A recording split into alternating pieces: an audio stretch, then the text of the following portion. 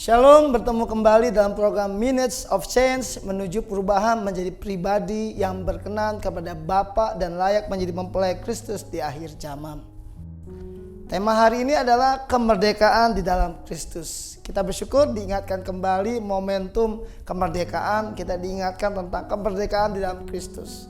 Kita bisa lihat dalam Roma 8 ayat 1 dan 2 berkata, demikianlah sekarang tidak ada penghukuman bagi mereka yang ada di dalam Kristus Yesus. Kenapa?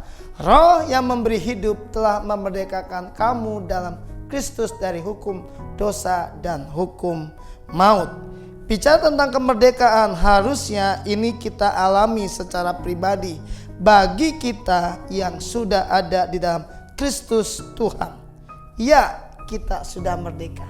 Pertanyaannya, apakah kita betul-betul merdeka? Apakah kita masih merdeka atau sudah merdeka dari sakit hati, dari amarah, dari kekecewaan, dari kepahitan, dari kebencian?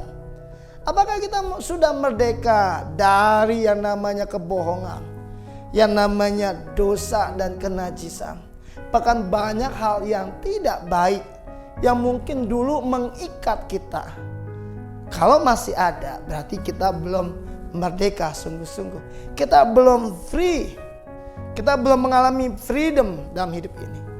Padahal Tuhan berkata, demikianlah sekarang tidak ada penghukuman bagi mereka yang ada dalam Kristus Yesus. Ingat, tidak ada penghukuman bagi siapa? Mereka yang ada di dalam Kristus Yesus. Bukankah kita ada di dalam Kristus Yesus? Dan Yesus ada dalam diri kita. Bahkan dikatakan roh yang memberi hidup telah memerdekakan kamu. Roh yang kudus penuhiku. Lagu itu mengingatkan kita. Roh Allah yang hidup, roh yang kudus memenuhi kita. Dari apa? Dari hukum dosa dan hukum maut. Hari-hari ini kita cek, kita koreksi, kita introspeksi diri kita. Mana, sisi mana, titik mana kita belum mengalami kemerdekaan.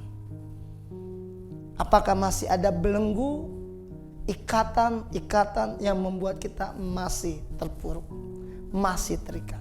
Harus ya janji Tuhan, kita sudah merdeka. Di dalam apa? Kristus Yesus Tuhan. Karena di atas kayu salib dia sudah finish melakukan bagiannya. Dikatakan sudah selesai. Buat siapa? Buat kita. Dia tebus kita dari dosa dan maut. Makanya dikatakan di dalam Galatia 5 ayat 13, saudara-saudara, memang kamu telah dipanggil untuk merdeka. Ingat, kita dipanggil untuk merdeka. Tetapi janganlah kamu mempergunakan kemerdekaan itu sebagai kesempatan untuk kehidupan dalam dosa. Melainkan, ingat, layanilah seorang akan yang lain oleh kasih.